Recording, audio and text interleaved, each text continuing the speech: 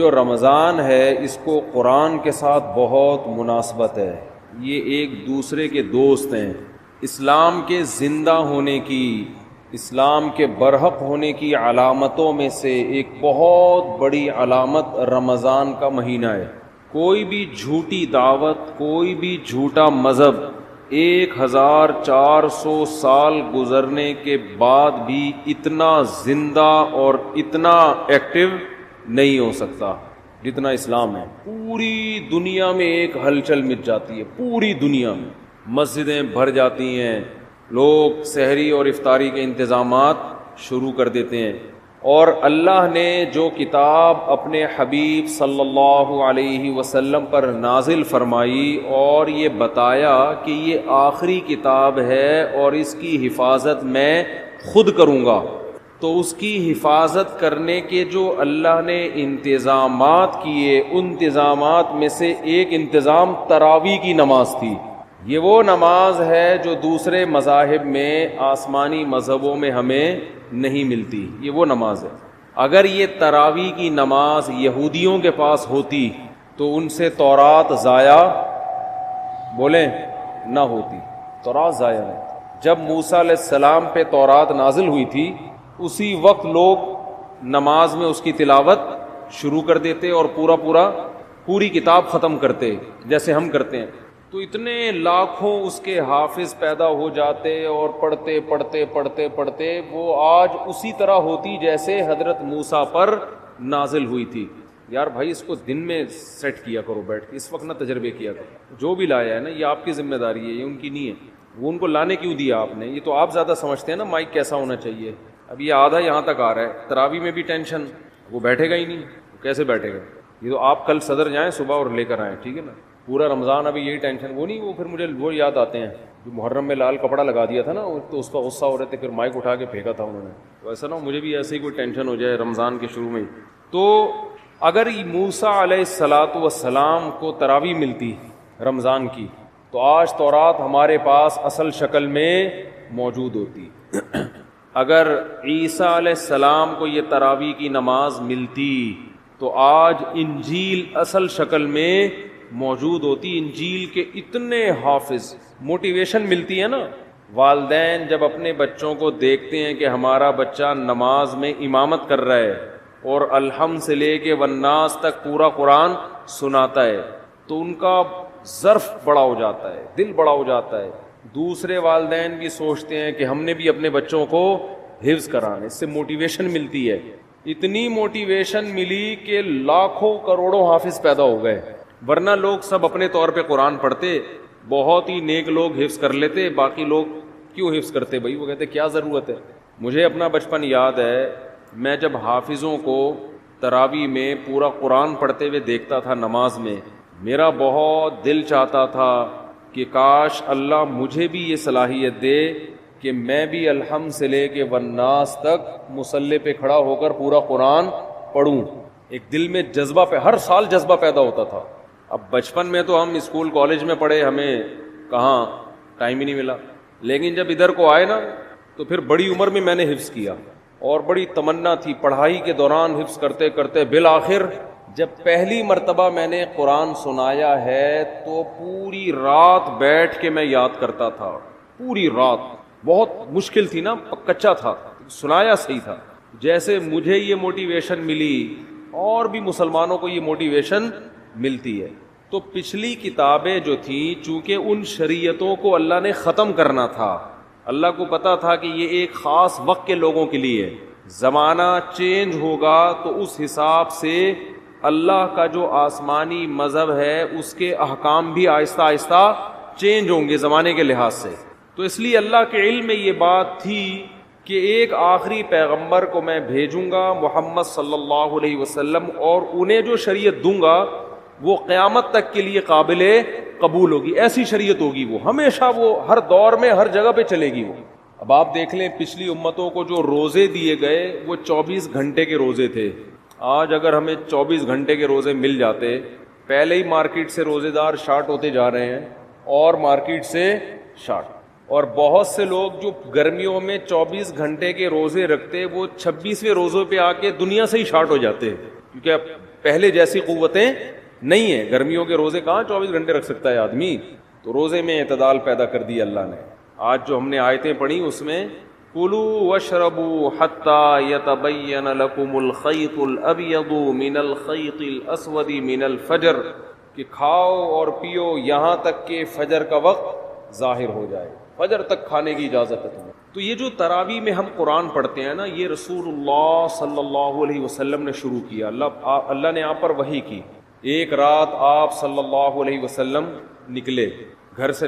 نبی صلی اللہ علیہ وسلم تہجد اپنے گھر پہ پڑھا کرتے تھے, مسجد میں جا کے نہیں پڑھتے تھے. حالانکہ گھر اور مسجد ساتھ ساتھ ملے ہوئے تھے, لیکن آپ صلی اللہ علیہ وسلم مسجد میں تشریف لے گئے. صحابہ کو اندازہ ہوا کہ جب نبی مسجد میں آ رہے ہیں اس کا مطلب سب کو دعوت دی جا رہی ہے کہ جماعت سے نماز ہوگی. یہ اس کی سائن اور اس کی علامت تھی, کیونکہ نوافل آپ صلی اللہ علیہ وسلم گھر میں اکیلے پڑھا کرتے تھے, اور تہجد میں کبھی کبھار 2-4 صحابہ ساتھ ہو گئے, زیادہ تعداد آپ کے ساتھ تہجد میں شریک نہیں ہوتی. اسی وجہ سے فقہا نے لکھا ہے کہ نفل نمازوں میں 3-4 سے زیادہ افراد کی جماعت یہ شریعت میں پسندیدہ نہیں ہے. یہ اپنی طرف سے آپ نفل کی جماعتیں نہیں کر سکتے بڑی بڑی, کیونکہ نبی نے نہیں کی ہیں. اشراق کی نماز اکیلے پڑھی, اوابین اکیلے پڑھی ہے. لیکن رمضان میں آپ مسجد میں جب تشریف لائے تو صحابہ سمجھ گئے کہ یہ اپنی نماز نہیں ہوگی بلکہ اس میں ترغیب دی جا رہی ہے کہ جماعت ہوگی. صحابہ کی اتنی حرص, اتنے لوگ اکٹھے ہو گئے, 3 دن تک آپ آتے رہے, اتنا مجمع اکٹھا ہو گیا, کیونکہ نبی کے پیچھے کون نماز چھوڑے گا بھائی. کہ آپ صلی اللہ علیہ وسلم نے فرمایا مجھے خطرہ ہوا کہ یہ نماز تم پہ فرض نہ ہو جائے, تمہارے شوق کو دیکھتے ہوئے. فرض ہو جائے گی تو مشکلات پیدا ہو جائیں گی, لہذا آپ نے ختم کر دی. لیکن جو صحابہ جن میں تفقہ, جن میں بصیرت تھی, وہ سمجھ گئے کہ نبی چاہتے ہیں کہ یہ نماز لوگ پڑھیں, لیکن آپ اس کو 5 نمازوں کی طرح فرض کرنا نہیں چاہتے, لیکن چاہت ہے, ورنہ 3 دن بھی نہ پڑھتے نا. صحابہ نے دیکھ لیا کہ نبی کی یہ کیا ہے, بولو چاہت. اس لیے نبی صلی اللہ علیہ وسلم کے دنیا سے جانے کے بعد جیسے ہی رمضان کا چاند نظر آتا صحابہ مسجدوں کا رخ کرتے. حالانکہ تہجد صحابہ گھر میں پڑھا کرتے تھے, مسجدوں میں نہیں پڑھا کرتے, اور تہجد میں بڑی بڑی جماعتیں نہیں ہوتی تھیں. صحابہ سمجھ گئے کہ یہ نبی کیا چاہتے ہیں, اس نماز کو امت میں رائج کرنا چاہتے ہیں. اس وقت صحابہ نے اس کو الگ سے کوئی نام نہیں دیا تھا, الگ سے کوئی نام نہیں دیا تھا, بس قیام اللیل رات کی نماز ہے, رمضان میں جماعت سے ہوگی. ایسی صحابہ کرام کی حرص تھی اس نماز میں, کیونکہ بدعت نہیں تھی, کیونکہ دیکھ چکے تھے نا, نبی کر چکے ہیں, کہ حضرت ابو بکر کے دور میں سب جماعتوں میں بٹے ہوئے ہوتے تھے. سارے صحابہ چونکہ حافظ نہیں تھے, حضرت ابو بکر, عمر, علی, عثمان, چاروں صحابہ رضی اللہ عنہم یہ حافظ تھے. ان کو مسجد میں جماعت سے پڑھنے کی ضرورت بولو نہیں تھی, کیونکہ تراویح کا بڑا مقصد ایک یہ ہے کہ جس کو قرآن یاد نہیں ہے وہ حافظ کے پیچھے قرآن سن کر اپنے قرآن کا دور مکمل کر لے. حضرت عمر یہ نماز گھر میں پڑھا کرتے تھے, اور علماء کہتے ہیں کہ جس کو قرآن یاد ہو اس کے لیے خود سے تراویح پڑھانا یہ کسی کے پیچھے پڑھنے سے بہتر ہے. سمجھ رہے ہیں کہ نہیں سمجھ رہے ہیں؟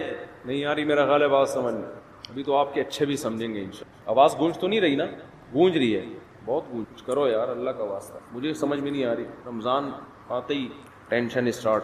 تو جو حافظ ہے نا, حافظ جو خود پورا قرآن پڑھ سکتا ہے, اسے چاہیے اپنی الگ جماعت کرائے, الگ جماعت, تاکہ اس کا قرآن کیا ہو جائے, پورا ریپیٹ ہو جائے. جو حافظ نہیں ہے وہ حافظ کے پیچھے پڑھیں.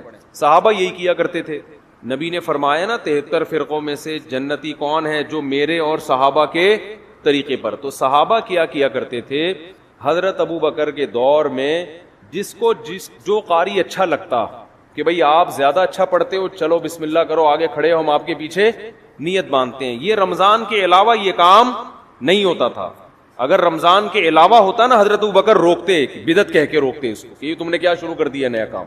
حضرت ابو بکر کے دور میں تراویح کی نمازیں ہوئیں, لیکن سب نے اخپل طریقے سے پڑھی ہے. جماعتیں ہوئیں, ایک مسجد میں کئی جماعتیں ہوتی تھی. بھائی مجھے یہ والا قاری پسند ہے, اس کی آواز اچھی ہے, چلو بھائی آ جاؤ. مجھے وہ والا اچھا لگ رہا ہے, اس کی آواز اچھی ہے, چل بھائی میں اس کے پیچھے پڑھوں گا, آپ اس کے پیچھے پڑھیں. بعض لوگ اسپیڈ کو دیکھ رہے ہوتے ہیں, آواز کے بجائے کس کو دیکھتے ہیں, بھائی فلاں کی اسپیڈ تیز ہے, ہم اس کے پیچھے پڑھیں گے. امید ہے صحابہ تو یہ نہیں کرتے ہوں گے اسپیڈ, ٹھیک ہے نا, وہ کون زیادہ اچھا پڑھتا تھا. تو حضرت ابو بکر کے دور میں جتھوں کی شکل میں کئی جماعتیں مسجد میں ہو رہی ہیں. یہ رمضان کے علاوہ نہیں ہوتی تھی, ہوتی تو روکتے ان کو نا حضرت عمر کے, بھی کیا بدعت شروع کر دی ہے, لیکن حضرت ابو بکر نے ان کو روکا نہیں, کیونکہ جانتے تھے کہ نبی سے یہ ثابت ہے. حضرت عمر رضی اللہ تعالی عنہ کا دور آیا, آپ رمضان میں مسجد میں آئے رات کے وقت, دیکھا کوئی ادھر نماز پڑھ رہا ہے جماعت سے, کوئی ادھر پڑھ رہا ہے, کوئی ادھر پڑھ رہا ہے, ایک رونق مسجد میں. حضرت عمر نے فرمایا کہ یہ ایک امام کے پیچھے جمع ہو جائیں تو کتنا اچھا ہو. ہر آدمی اخپل طریقے سے کیوں پڑھ رہا ہے بھائی, مسجد میں کیا ہونا چاہیے, بولو, ایک امام, ایک بڑی جماعت ہو نا. کیونکہ نبی صلی اللہ علیہ وسلم نے رمضان کی راتوں میں جو 3 دن تراویح پڑھی, وہ مسجد کو ایک رونق دی ہے, اور وہ ایک امام تھے اور ان کے پیچھے سب نے نماز پڑھی ہے. تو مسجد کی رونق اس میں ہے کہ ہر آدمی اخپل طریقے سے کسی امام کے پیچھے نماز پڑھنے کے بجائے ایک امام کے پیچھے, بولو, نماز پڑھے.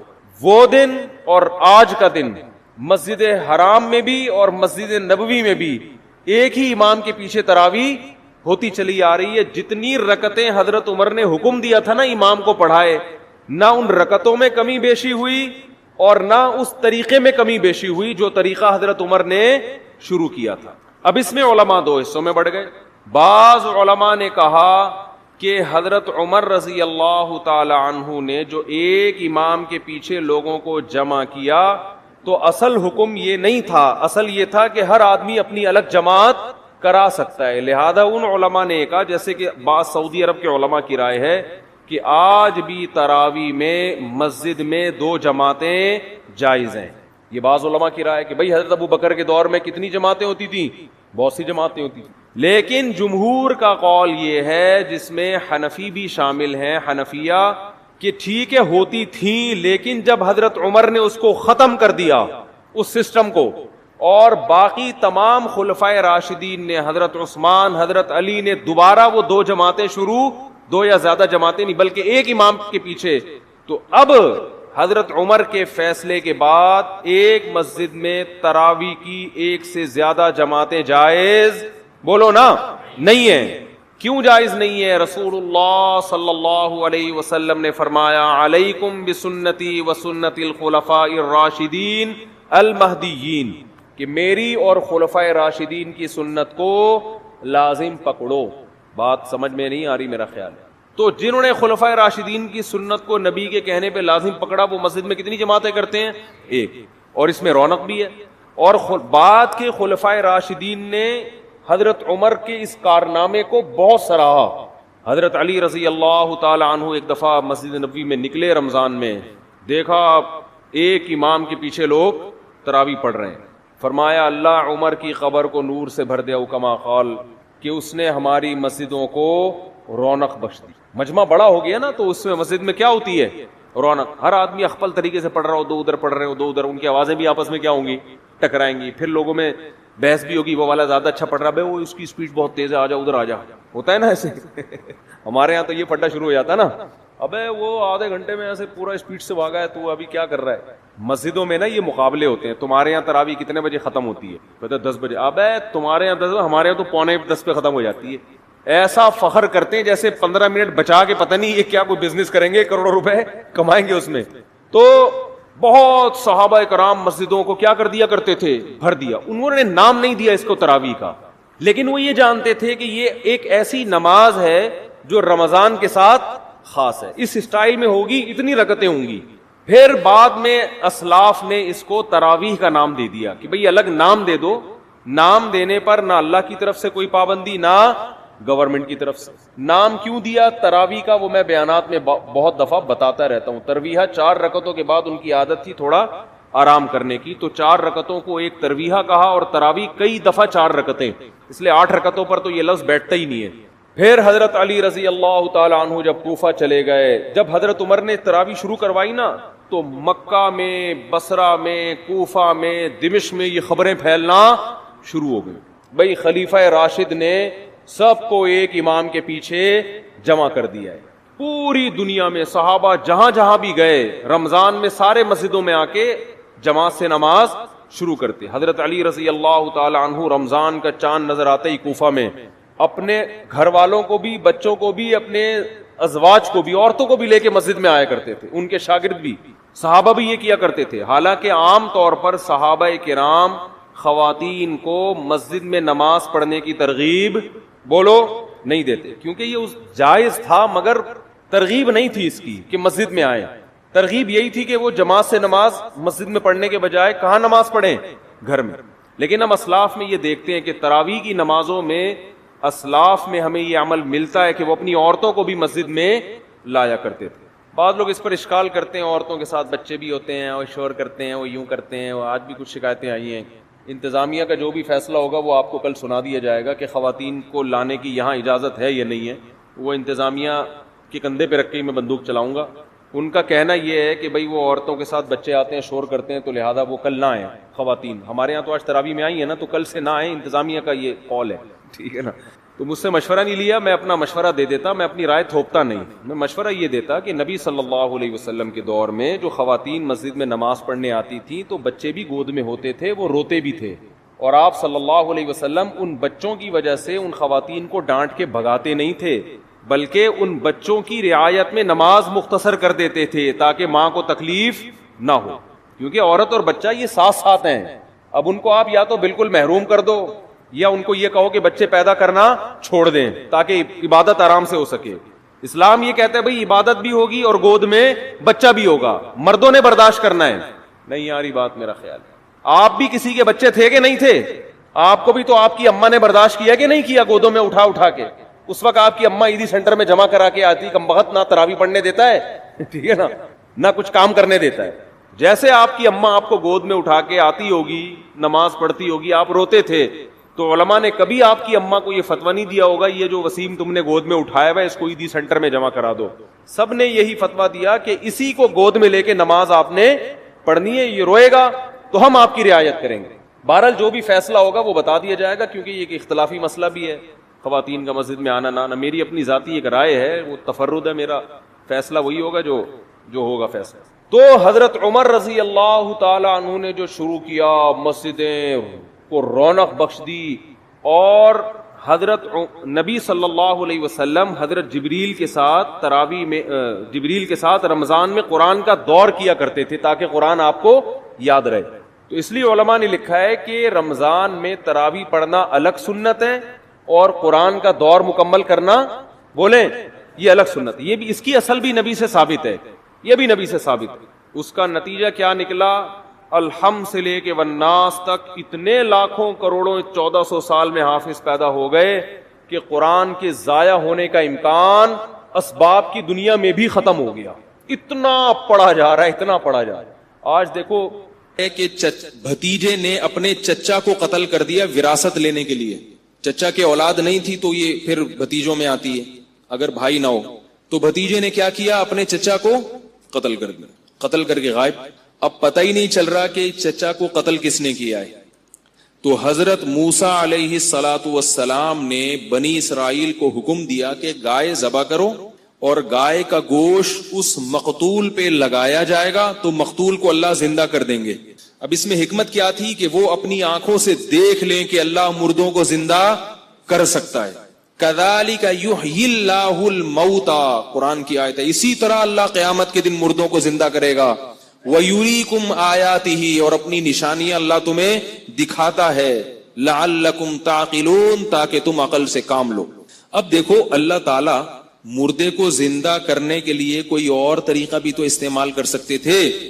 گائے کو کاٹنے کا حکم کیوں دیا؟ بہت مشکل ہے سمجھانا. کیوں دیا حکم؟ بنی اسرائیل کے دلوں سے گائے کا تقدس اور عظمت نکل جائے, کیونکہ انہوں نے گائے کی عبادت تو چھوڑ دی تھی لیکن توہم پرستی کی دنیا سے نہیں نکلے تھے. جیسے میرے بیانات سننے والے عاملوں کے خلاف سن کے عقیدہ مضبوط ہو جاتا ہے, مگر پھر بھی دل میں کچھ کالا کالا رہتا ہے کہ کہیں کوئی کچھ کر نہ دے ہمارے اوپر. تو اس توہم پرستی کا علاج یہ ہے کہ جیسے اللہ نے بنی اسرائیل سے کہا کاٹو اس گائے کو، دیکھو کچھ بھی نہیں ہوگا، کاٹو اپنے ہاتھوں سے کاٹو، تو اسی طرح میں یہ کہتا ہوں کہ عاملوں کے خلاف صبح و شام بولا کرو، عاملوں کو جا کے بولا کرو کہ تمہارے پاس جتنے جن ہیں، چڑیل ہیں اور روحانی ٹوٹکے تمہیں جادو منتر آتے ہیں، میں بیٹھا ہوا ہوں، سارے تعویذ مجھے دو، میں اپنے شلوار کے نیفے میں رکھوں گا، اگر میرا ایک بال بھی خراب ہو گیا تو میرا نام بدل دینا۔ یہ کام جب تک نہیں کرو گے تو آپ کے اندر عاملوں کے خلاف کانفیڈنس پیدا نہیں ہوگا، فضول میں توہم پرستی میں ڈرتے رہو گے ان پاگلوں اور احمقوں سے۔ اور عامل چاہے دیوبندی ہو، چاہے بریلوی ہو، چاہے کسی بزرگ کا خلیفہ ہو، چاہے بزرگ ہو، چاہے تبلیغی ہو، چاہے جہادی ہو، چاہے خانقاہ میں بیٹھا ہو، چاہے اس کے ہاتھ سے لوگوں کو فائدہ ہو رہا ہو، نقصان ہو رہا ہو، سب ایک جیسے ہوتے ہیں۔ البتہ دو قسمیں ہیں ان کی، کچھ جان کر الو بناتے ہیں، کچھ جان کر یہ کام نہیں کر رہے، واقعتاً نیک ہوتے ہیں مگر عملیات کر کر کے بیچارے بیوقوف بن چکے ہوتے ہیں، ان کا دماغی توازن خراب ہو چکا ہوتا ہے، خود ان کی سیٹنگ آؤٹ ہوتی ہے، وہ سمجھتے ہیں کہ اس پر جن ہے، حالانکہ اس پر جن نہیں ہوتا، ان کے عملیات کر کر کے اپنا دماغ خراب ہو چکا ہوتا ہے۔ نیک ہوتے ہیں بعض لوگ ان میں، نئے نئے لوگ آئے ہوئے ہیں، ذرا جلدی سے چھوڑا سا کرنے، تو بہت دن ہو گئے نہیں بولا بھائی، بہت دن ہو گئے یار، آپ لوگ پھر بولتے یار مولوی صاحب پھر عاملوں بھی شروع ہو جاتے، تھوڑا سا بولنے دو۔ بعض ان میں واقعتاً نیک ہوتے ہیں، یاد رکھو، میں یہ نہیں کہہ رہا سارے فراڈی ہوتے ہیں، نیک ہوتے ہیں مگر وہ جو فلیتے پلیتے پڑتے ہیں نا بیٹھ کے عملیات اور چلے ولے، اس سے کیا ہوتا ہے، دماغی سیٹنگ آؤٹ۔ میں نے ان میں نیک تو دیکھے ہیں مگر کوئی بھی نارمل نہیں دیکھا، سارے اب نارمل دیکھے ہیں، سب اب نارمل ہوتے ہیں۔ خیر اتنا کافی آج کے لیے، باقی 27ویں رات کو انشاءاللہ۔ اچھا چلیں آگے۔ تو بنی اسرائیل کو اللہ نے کیا حکم دیا کہ گائے کو کاٹو، تاکہ تمہارے دلوں سے یہ تقدس نکلے۔ بھائی جب یہ خدا نہیں ہے تو جیسے دوسرے جانور ہیں، بکری کو کاٹ کے کھاتے ہو اور مرغی کاٹتے ہو صبح و شام، اس پر کوئی اللہ کا عذاب آتا ہے؟ کتنی چکن ہے، فارمی چکن روزانہ کروڑوں کے حساب سے کٹ رہی ہیں، حالانکہ مرغی بھی تو انڈا دیتی ہے۔ گائے اگر دودھ دیتی ہے تو مرغی بھی کیا کرتی ہے، انڈا دیتی ہے۔ انڈے کی ویلیو دودھ سے کم نہیں ہے، انڈے میں جو کولیسٹرول ہوتا ہے نا وہ صحت کے لیے بڑا مفید ہے۔ روزانہ نہار منہ 2 انڈے صبح ابلے ہوئے اپنے خرچے پہ کھایا کریں۔ یہ اس لیے اپنے خرچے میں لگاتا ہوں کہ میں واضح مشورہ دیتا ہوں تو لوگ پھر وہ کہتے ہیں کہ اتنے پیسے کہاں سے لائیں۔ تو دیکھو تقدس نکلنا چاہیے دل سے، ایسی چیزوں کا پیلیا ہے نا، پیلیا ہوا ہے کسی کو، جھاڑ پھونک مت کرو اس کا۔ سورہ فلق سورہ ناس پڑھ دینا، آیت الکرسی پڑھ دینا، وہ تو ٹھیک ہے، تو سنت سے ثابت ہے، آیت الکرسی پڑھ کے پھونک لگانا، یہ جھڑواتے ہیں نا جا کے، چھوڑ دو، یہ دماغ سے نکالو، یہ سوائے وسوسے کے کچھ بھی نہیں ہے۔ انگریزوں کا پیلیا کیسے اتر جاتا ہے، سعودی عرب میں پیلیا کیسے اتر جاتا ہے، لوگ کہتے ہیں ہمارے یہاں پیلیا نہیں اترتا تب تک جھڑوایا نہ جائے، سب بیوقوف بنانے والی باتیں۔ تو اللہ تعالیٰ نے بنی اسرائیل کو حکم دیا گائے ذبح کرو۔ اب وہ نہ سٹ پٹائے، گائے ذبح کرو بھائی، جیسے ہمارے یہاں کہتے ہیں نا پیلیا نہیں جھاڑنا۔ اب آپ 3 دن تک تو آپ کو میرا بیان یاد آئے گا، لیکن بچہ جب ٹھیک نہیں ہوگا پھر آئے گا یار ٹرائی کرنے میں کیا جا رہا ہے، ٹھیک ہے نا، ٹرائی کرنے میں کیا۔ جس آدمی میں اللہ پہ توکل نہیں ہے نا، ایک بات خوب کان کھول کے سن لیں، جس میں اللہ پر اعتماد نہیں، توکل نہیں، اس کا سب سے پہلا عذاب پتہ ہے کیا آتا ہے دنیا میں؟ اللہ دل کا سکون چھین لیتے ہیں، سب سے پہلا عذاب یہ آتا ہے۔ جس کو اللہ سے ہونے کا اور غیر اللہ سے نہ ہونے کا یقین نہ ہو تو اس کا سب سے پہلا عذاب کیا آتا ہے؟ دل کا سکون چھن جاتا ہے، پریشان رہتا ہے، یار یہ کیا تو یوں ہو جائے گا، یوں نہیں کیا تو یوں نہیں ہوگا۔ اللہ پہ اعتماد ہو بھائی، جو ہے اللہ کرے گا۔ نبی صلی اللہ علیہ وسلم کے دور میں بھی سب کچھ ہوا ہے، صحابہ کے دور میں بھی، گوروں میں بھی ہوتا ہے، پیلیا بھی ہوتا ہے، پتہ نہیں کیا کیا ہوتا ہے۔ تو اب بنی اسرائیل کو حکم دیا گائے ذبح کرو۔ بنی اسرائیل پریشان، یار یہ کیا چکر، گائے، ایسا نہ ہو کہ اللہ کا عذاب آ جائے آسمان سے۔ اب پوچھے کوئی ان سے کہ بھائی کیا ہوگا، کہ نہیں بھائی ہم اس کو معبود تھوڑی سمجھتے ہیں، بالکل غلط، کچھ بھی نہیں ہے، دودھ دیتی ہے، مرغی انڈا دیتی ہے، گائے دودھ دیتی ہے، ٹھیک ہے نا، تو بھائی کاٹو نا۔ کاٹنے میں ہیل و حجت سے کام لینے لگے، گائے کیوں کاٹے یار، تو کاٹ بھائی، میں نہیں کاٹ رہا، تو خرید کے لا سوراب گوٹ سے، ایسا نہ ہو میرے اوپر بلی آ جائے، تو کاٹ، تو کر۔ تو اب وہ موسیٰ علیہ السلام سے ہیل اور حجت کرنے لگے، موسیٰ علیہ السلام سے کہنے لگے ما ہیا، گائے کیسی ہونی چاہیے۔ سوالات بعض دفعہ اس لیے زیادہ کیے جاتے ہیں کہ کام کرنے کا موڈ نہیں ہوتا آپ کا۔ موسیٰ علیہ السلام نے کہا لا فارض ولا بکر، گائے جو ہے نہ تو بہت بچی ہو اور نہ بوڑھی ہو، بالکل درمیانی گائے۔ اس سے فقہ کا ایک اصول ثابت ہوتا ہے کہ مطلق جب بولا جاتا ہے نا اس سے فرد کامل مراد ہوتا ہے، تو مطلق گائے بولی ہے تو فرد کامل، درمیانی درجے کی گائے، بڈھی گائے بھی نہ ہو بالکل بچی بھی نہ ہو۔ کہنے لگے موسیٰ علیہ السلام ایسے تو کروڑوں قسم کی گائے ہوتی ہیں۔ ما لونہا، رنگ کیسا ہونا چاہیے؟ حضرت موسیٰ علیہ السلام کو غصہ آیا ان کے فضول قسم کے سوالات پر. انہوں نے کہا صفرا زرد رنگ ہونا چاہیے، فاقع لونھا چمکتا ہوا رنگ. جب تمہیں خود اپنے اوپر مصیبتیں مسلط کر رہے ہو، قیدیں لگا رہے ہو، تو پھر اب لگیں گی قیدیں. چمکتا ہوا زرد رنگ. کہنے لگے اے موسیٰ ان البقرہ تشابہ علینا، ابھی تک گائے ہماری سمجھ میں آئی نہیں. زرد رنگ کی تو بہت ساری گائے ہوتی ہیں، درمیانی درجے کی بھی ہوتی ہیں، پتہ نہیں ہم کوئی اور گائے اٹھا لیں، اللہ کہیں یہ والی تھوڑی بولی تھی میں نے، وہ والی بولی تھی. تو اور ذرا ڈیٹیل میں بتا دیں. انا انشاء اللہ لمہتدون. ایک ان سے اچھا کام یہ ہو گیا کہ انہوں نے کہا اللہ نے چاہا تو اب ہم کر گزریں گے. نبی صلی اللہ علیہ وسلم نے فرمایا اگر وہ انشاء اللہ نہیں کہتے تو تیسرے سوال کے بعد بھی یہ کام نہیں کرتے. تیسرے سوال کے بعد بھی یہ کام نہیں کرتے. یہ انشاء اللہ کی برکت تھی. تو موسیٰ علیہ السلام نے پھر مزید ڈیٹیل بتائی. بالآخر انہوں نے گائے کو ذبح کیا. اللہ نے حکم دیا کہ اس گائے کا گوشت کا ایک حصہ مقتول پہ ڈالا جائے. مقتول کے لگایا گیا، مقتول زندہ ہو گیا اور اس نے اٹھ کے قاتل کا نام بتایا اور دوبارہ مر گیا. وہ یہ اللہ تعالیٰ نے اپنی قدرت کا ایک نمونہ بنی اسرائیل کو دکھایا.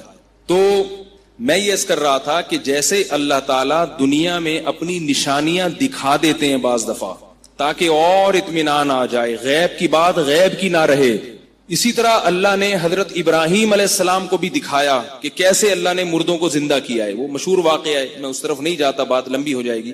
تو یاد رکھو ہمیں یقین ہے، ایمان ہے کہ یہ قرآن نبی صلی اللہ علیہ وسلم پر نازل کردہ کتاب تھی اور اس میں تحریف نہیں ہوئی ہے. لیکن کچھ ایسے باتیں ہیں جس سے اور اطمینان آپ کو نصیب ہو جائے گا اور قرآن سے محبت اور زیادہ بڑھ جائے گی.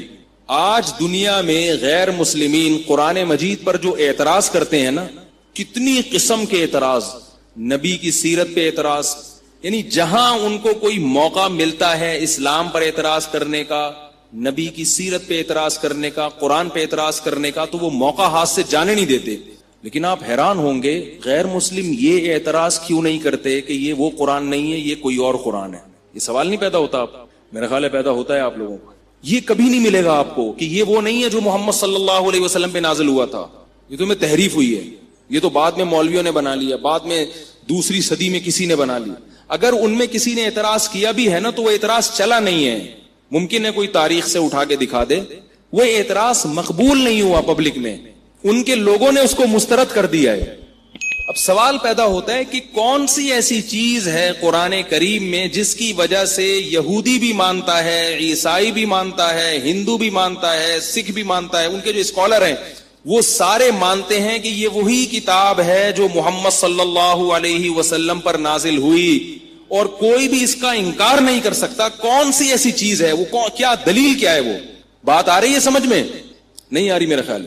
دیکھیں کسی بھی خبر کو پہچاننے کے نا کچھ سائنٹیفک اصول ہیں پوری دنیا میں مسلم. خبر کے سچا اور جھوٹا ہونے، ہمیں جب کسی سے کوئی کتاب پہنچتی ہے یا خبر پہنچتی ہے تو سچی بھی ہو سکتی ہے اور جھوٹی بھی. میں نے ایک دفعہ بیان میں تواتر کی بات کی تھی کہ جو متواتر خبر ہوتی ہے نا وہ جھوٹی نہیں ہوتی. متواتر خبر میں اس کو ریپیٹ نہیں کروں گا، بڑا لمبا بیان کیا تھا کہ لاکھوں لوگ مختلف علاقوں سے ایک چیز کو نقل کر رہے ہوں تو وہ جھوٹی نہیں ہو سکتی. تو میں اس کی ایک اور دلیل دیتا ہوں کہ متواتر خبر جھوٹی نہیں ہو سکتی. اس کی ایک سائنٹیفک دلیل ہے، اس کو کوئی بھی نہیں جھٹلا سکتا. وہ دلیل یہ ہے کہ 10 آدمی ہو، 10 آدمی، آپ نے 10 کو بلایا اور ایک کوڈ دے دیا ان کو 015678 کچھ کر کے ٹیڑھا میڑھا کر کے، ترتیب سے نہیں، 017598 پرچی پہ لکھ کے دے دیا آپ نے ایک کو. دوسرے کو بھی بلا کے الگ سے چپکے سے دیا 015798، تیسرے کو بھی دے دیا 015798، چوتھے کو بھی دے دیا 015798، پانچویں کو بھی دے دیا 015798. سب کو پرچی میں لکھ کے پکڑا کے ان کو پھیلا دیا اور ان کا اب آپس میں لنک نہیں ہے. اب آپ تجسس میں ہیں کہ میں نے جو کوڈ دیا تھا ان 10 کو وہ کیا تھا. جو کوڈ دیا تھا نا 015798 دیا تھا، آپ کو نہیں پتا ہے. آپ دمشق میں گئے اس کے پاس، وہ مصر میں بیٹھا ہوا ایک آدمی، ایک دمشق میں بیٹھا ہوا، ایک شام میں بیٹھا ہوا، ایک کوفہ میں بیٹھا ہوا، ایک بصرہ میں بیٹھا ہوا ہے. آپ دمشق والے شخص کے پاس گئے اور آپ نے اس سے پوچھا کہ وہ جو کوڈ آپ کو طارق صاحب نے دیا تھا وہ کیا تھا؟ وہ کہتے ہیں 015798. آپ پھر گاڑی میں بیٹھے اور شام پہنچ گئے. اور یہ اس وقت کی بات ہے جب موبائل ایجاد نہیں ہوئے تھے. یعنی ایسا نہیں ہے کہ اس نے اس کو فون کر کے بتا دیا ہو یا اس نے اس کو فون کر کے بتا دیا ہو. پھر آپ شام پہنچے, پھر آپ مصر پہنچے, جہاں جہاں جا رہے ہیں سب کے پاس سے پرچی پہ بھی وہی کوڈ نکل رہا ہے, اور جس کو زبانی یاد ہے تو زبان پہ بھی وہی کوڈ نکل رہا ہے. تو یہ اس کی علامت ہے, اس کو دنیا میں کوئی بھی نہیں جھٹلا سکتا کہ بھائی جو اصل آدمی نے جو کوڈ بتایا تھا وہ کوڈ 100% یہی ہے, اس کے علاوہ کوئی اور نہیں ہے. اس میں کسی نے اپنی طرف سے تحریف نہیں کی ہے. اگر کی ہوتی تو ایک نے کی ہوتی, دو نے کی ہوتی, تین نے کی ہوتی, سارے کے سارے ایک پر کیسے متفق ہو گئے؟ نہیں آ رہی میرا خیال ہے بات. اب آپ مجھے بتائیں کہ 015798 کا آپ ایک تجربہ کریں. یہ تو میں نے ایک لفظ بتایا نا, آپ اس کے علاوہ کوئی اور لفظ 100 آدمیوں کو بٹھائیں, آپ ایک کے کان میں ایک کوڈ کہیں اور کہیں کہ یہ دوسرے کو بتاؤ, وہ دوسرے کو بتائے گا, وہ تیسرے کو بتائے گا, وہ چوتھے کو بتائے گا, 100 انسان پہ آ کے وہ تبدیل ہو چکا ہوگا. بہت مشکل ہے, کیا کریں یار, قاری امیر صاحب ان لوگوں کی سمجھ میں نہیں آ رہا. وہ 100 نمبر پہ جا کے تبدیل ہو چکا ہو. ہم جب چھوٹے بچے تھے تو ٹی وی میں ایک پروگرام آتا تھا, ایک بچہ دوسرے کے کان میں کوئی لفظ کہتا تھا, وہ دوسرے کے کان میں, وہ تیسرے کے کان میں, چوتھے, اور آخری میں آ کے وہ سارا تیا پانچا ہو چکا ہوتا تھا. کوئی کیا کہہ رہا ہے, کوئی کیا کہہ رہا ہے, تیسرا کچھ اور کہہ رہا ہے, چوتھا کچھ اور کہہ رہا ہے, پانچواں کچھ اور کہہ رہا ہے, چھٹا کچھ اور کہہ رہا ہے. ایک اتنا سا کوڈ جو 4-5 ہندسوں پر مشتمل ہے, اس کی 10 آدمیوں میں جب وہ ڈیوائیڈ ہوتا ہے تو اس کی حفاظت نہیں ہوتی, چینج ہو جاتا ہے.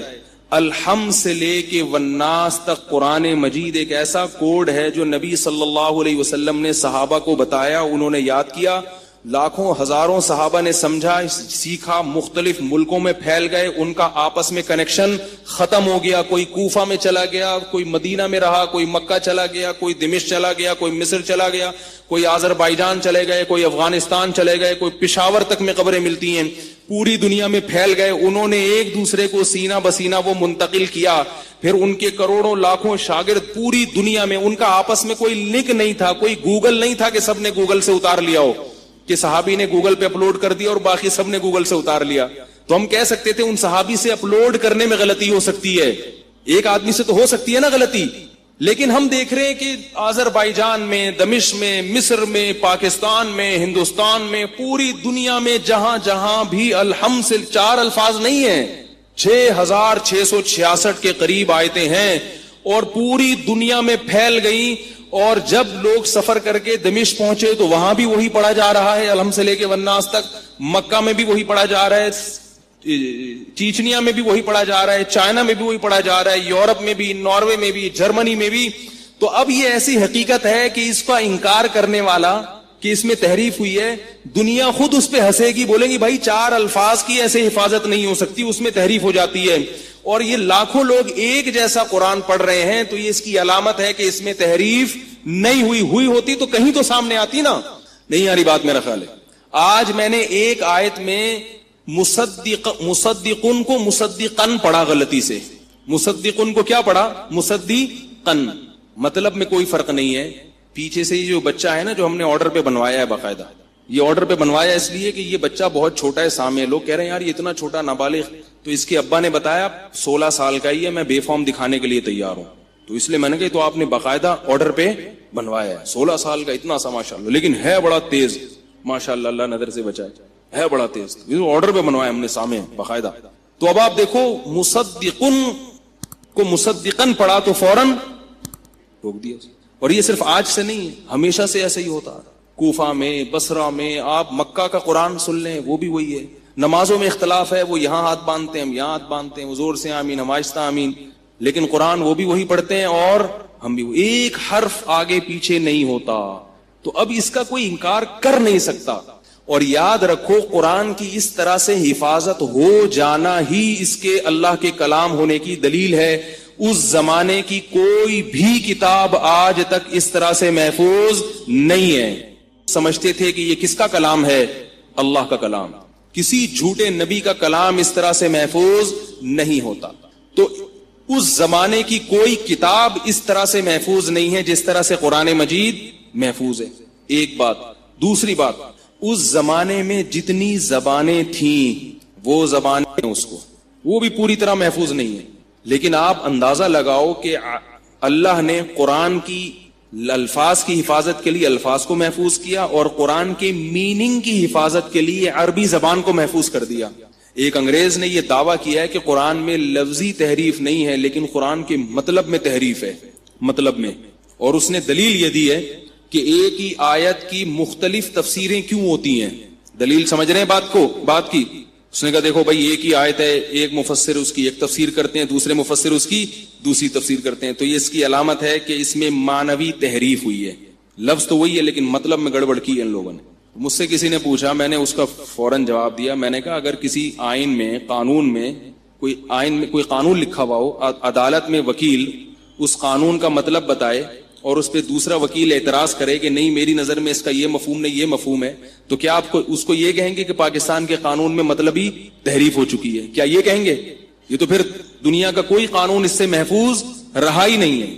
وکیل تشریح کرتے ہیں نا قانون کی, جج صاحب یہ جو شق ہے نا پاکستان قانون کی, اس شق کا یہ مطلب ہے, دوسرا کہتا ہے نہیں یہ مطلب ہے, تو کیا مطلب قانون میں معنوی تحریف ہو گئی؟ کیا تحریف نہیں ہوئی ہے.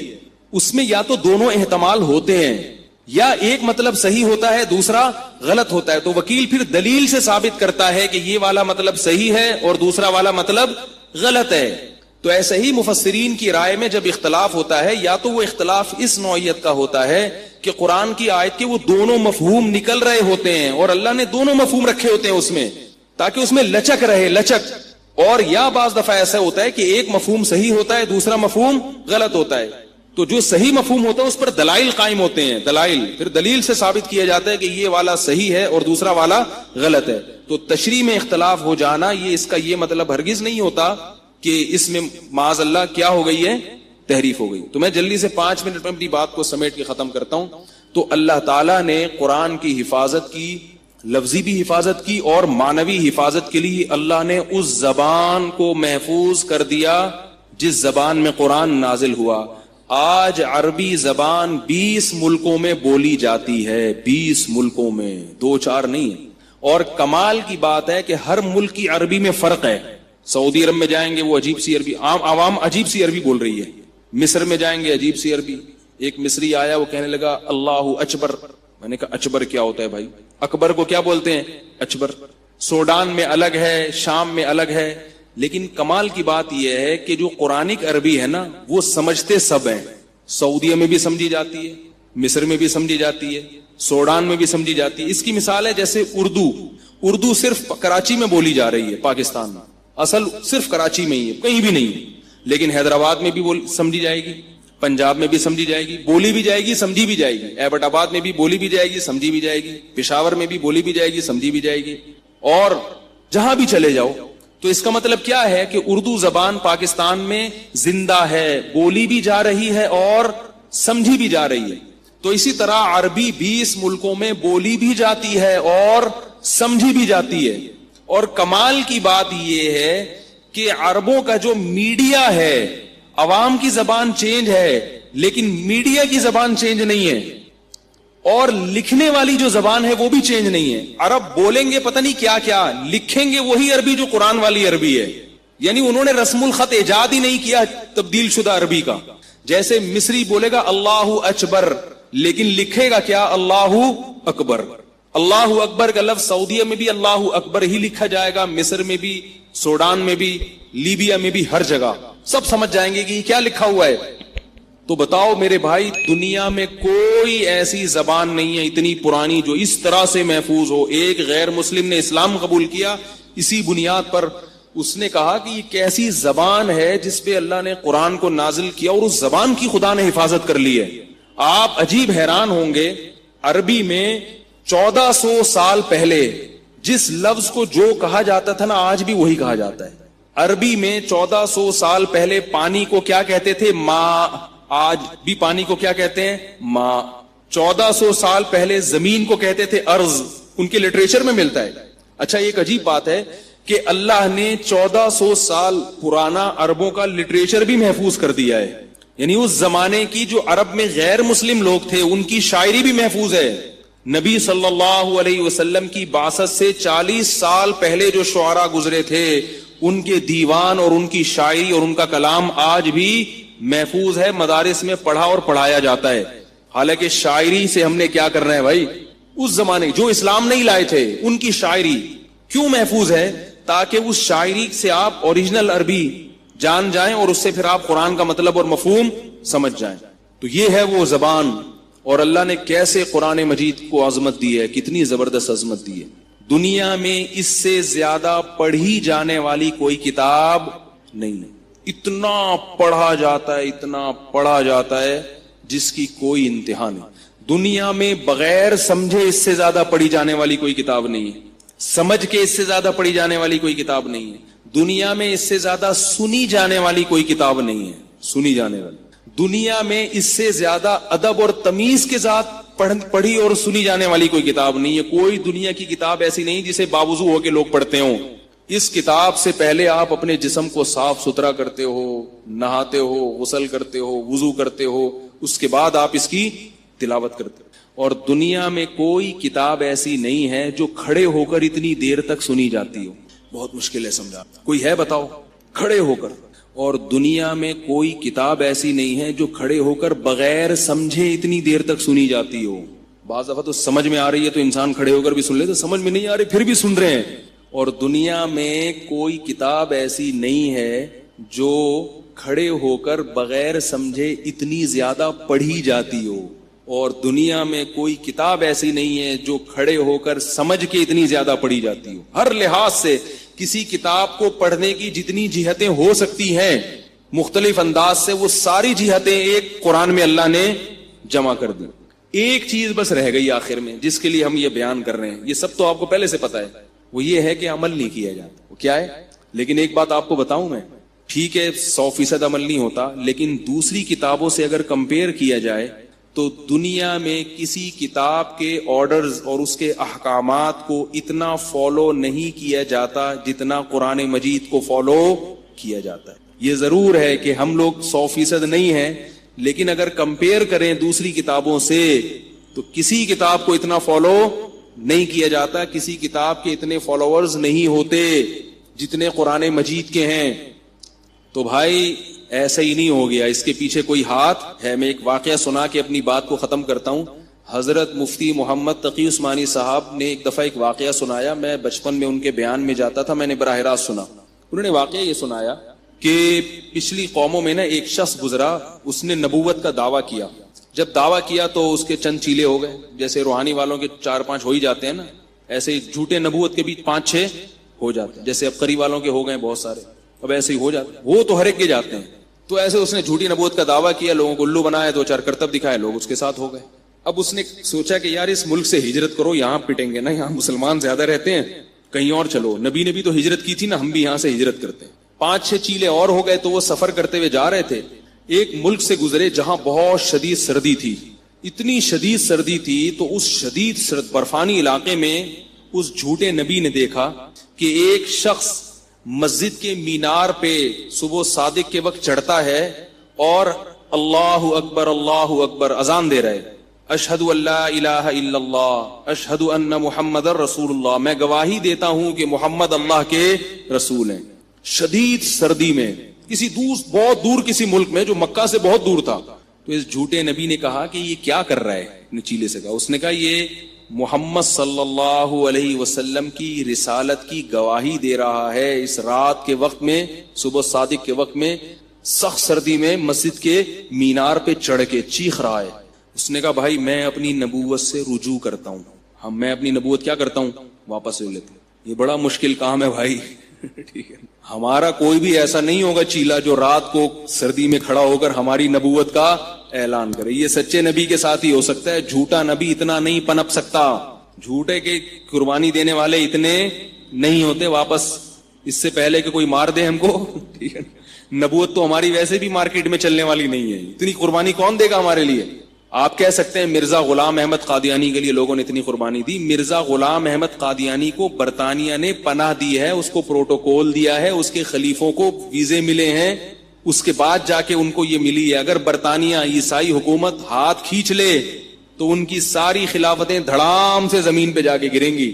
مرزائی یہ کہتے ہیں کہ نبی صلی اللہ علیہ وسلم کی دین کی تکمیل کے لیے اللہ نے مرزا غلام احمد قادیانی کو بھیجا, یعنی نبی کے تقویت کے لیے. اب ذرا بات کو سمجھو کہ نبی کے دین کو کمزور کرنے والا کون ہے, غیر مسلم ریاستیں نا. تو مرزائیوں نے کہا کہ اللہ نے اسلام کو طاقت دینے کے لیے معاذ اللہ کس کو بھیجا, غلام احمد کو. تو یہ عجیب بات ہے کہ جو اسلام کو کمزور کرنے والی قوت تھی، یعنی طاقتور قوتیں تھیں، وہی قوتیں مرزا کو کیا کر رہی ہیں؟ طاقت دے رہی ہیں. یہ عجیب سی بات ہو گئی کہ نہیں ہو گئی؟ تو پھر یعنی فائٹ کس سے کرنے کے لیے آئے تھے؟ لڑنے کس سے آئے تھے؟ طاقت کس سے دینی تھی؟ مرزائی اس کا جواب یہ دیتے ہیں کہ نبی صلی اللہ علیہ وسلم نے بھی تو غیر مسلموں سے معاہدے کیے نا صلح حدیبیہ میں. وہ بھائی وہ وقتی معاہدے کیے ہیں، ایسا تو نہیں کیا کہ انہی کی کوئی گود میں جا کے بیٹھ جائے اور ہمیشہ کے لیے بس ان کا غلام بن جائے. برطانیہ قادیانیوں کو ویزے دیتا ہے اور ان کے سارے خلفاء کہاں چلتے ہیں؟ برطانوی سامراج کے نیچے چلتے ہیں، کیونکہ پیدا کس نے کیا تھا ان کو؟ برطانیہ نے کیا تھا ہندوستان میں. ایک نبی وہ ہوتا ہے جس کو اللہ نے پیدا کیا ہو اور تو اللہ اس کی حفاظت کرتا ہے، اور ایک نبی وہ ہوتا ہے جس کو برطانیہ نے پیدا کیا ہو تو اس کی حفاظت کون کرتا ہے؟ برطانیہ کرتا ہے. ظاہر سے 100 سال ہو گئے ابھی تک معاہدہ ہی چل رہا ہے. ابھی تک کیا چل رہا ہے؟ معاہدہ چل رہا ہے. تو سچے نبی کو اللہ تعالیٰ جب اس کی نبوت آتی اور آخری نبی ہوں تو اللہ ان کو طاقت اور قوت دیتے ہیں براہین قاطعہ سے، اور اللہ ان کی مدد کرتے ہیں. اور اللہ نے کیسے محمد صلی اللہ علیہ وسلم کے دین کو تھوڑے عرصے میں دنیا پہ غالب کیا، کیسے، اور اللہ حضرت عیسیٰ علیہ السلام کے ذریعے دوبارہ اس دین کو پوری دنیا میں غالب کریں گے. یہ اللہ تعالیٰ کا وعدہ ہے. تو اس لیے میں عرض کر رہا ہوں کہ قرآن کی صداقت پر ایمان لائیں. اگر یہ اللہ کی کتاب نہ ہوتی تو کسی جھوٹی کتاب کو پوری دنیا میں اتنا زیادہ پروٹوکول نہیں ملتا. ہمارے حضرت فرمایا کرتے تھے کہ ہم ہندوستان میں دیکھتے تھے کہ قرآن مجید کی آیات سن کے ہندو بھی ڈر جایا کرتے تھے، ہندو بھی ہل جایا کرتے تھے. ایک اللہ نے روب ڈالا اس کتاب کا. تو اس لیے ہمت کے ساتھ، دل جمعی کے ساتھ، شوق کے ساتھ اس کو سنا کریں، سستی اور کاہلی کا مظاہرہ نہ کریں. رمضان اور قرآن کو آپس میں مناسبت ہے. اللہ نے اسی رمضان میں یہ قرآن کو نازل کیا. ہمارے نبی صلی اللہ علیہ وسلم قرآن مجید کا دور مکمل کیا کرتے تھے. تو خوب تراویح میں پابندی سے آیا کریں، دل جمی سے آیا کریں. اگر سمجھ میں آئے تو بہت اچھی بات ہے، بہتر ہے پہلے اس کا تھوڑا سا مطالعہ کر لیں جو قرآن پڑھا جائے گا، تاکہ کچھ سمجھ میں بھی آئے. فائدہ تو جب ہی ہوگا نا جب سمجھ میں آئے گا. اور اگر نہیں سمجھ میں آ رہا تو پریشان نہ ہو. اللہ کو یہ ادا بھی پسند آتی ہے کہ یہ بندے صرف میرا کلام سننے کے لیے کھڑے ہوئے. اور ایک فقہی مسئلہ بتا کے بات ختم کرتا ہوں کہ اگر کبھی تراویح میں کھڑے کھڑے تھک جائیں، کیونکہ آج کل لوگ چائے پیتے ہیں، تمباکو کھاتے ہیں، گٹکے کھاتے ہیں، تو گھٹنوں میں وہ طاقت نہیں رہی. پہلے تو 90 میرے نانا 90 سال کی عمر میں کھڑے ہو کر تراویح پڑھتے تھے، لیکن آج کل حالت خراب ہو گئی ہے تو چھوڑنے کے بجائے بیٹھ کے پڑھ لیں. نہیں آ رہی بات سمجھ؟ اور اگر شرم آ رہی ہو کہ میں بیٹھوں گا تو لوگ کیا کہیں گے، تو اس کے کان میں کہیں کہ بیٹھنے کا دل تو تیرا بھی چاہ رہا ہے. ٹھیک ہے، دل تو تمہارا بھی چاہ رہا ہے، تم شرم کی وجہ سے نہیں بیٹھ رہے. ایسا کرو تم بھی بیٹھ جاؤ، میں بھی بیٹھ جاؤں، تو کوئی مسئلہ نہیں. بیٹھ کے آدھا ثواب ملتا ہے، لیکن اگر تھک گئے اور نہیں کھڑا ہوا جا رہا ہے، چکر آ رہے ہیں، تو پھر بیٹھ کے بھی پورا ثواب ملے گا. تو چھوڑے نہیں، کھڑے ہو کے نہیں پڑھ سکتے تو کیا کر لیں؟ بیٹھ کے پڑھ لیں. اور مسئلہ یہ ہے کہ جتنی چاہے بیٹھ کے پڑھ لیں، جتنی چاہے کھڑے ہو کے پڑھ لیں. آپ نے نماز شروع کی، کھڑے ہو کر درمیان میں خیال آئے کہ بیٹھ جاؤ تو بیٹھ جاؤ، پھر خیال ہے نہیں کھڑے ہو جاؤ تو پھر کھڑے ہو جائیں. جب خیال آئے بیٹھ جائیں، جب خیال آئے کھڑے ہو جائیں. اور بیٹھ کے شروع کی پھر خیال آیا کھڑے ہو جاؤ تو بھی ٹھیک ہے. ہر طرح سے جائز ہے، اور امام کے لیے بھی جائز ہے. میں نے ایسے بڑے علماء کے پیچھے تراویح پڑھی ہے جنہوں نے پوری تراویحیں بیٹھ کے پڑھائی ہیں، کیونکہ نبی صلی اللہ علیہ وسلم جب بیمار ہو گئے تھے تو آپ صلی اللہ علیہ وسلم نے نماز بیٹھ کے پڑھائی تھی.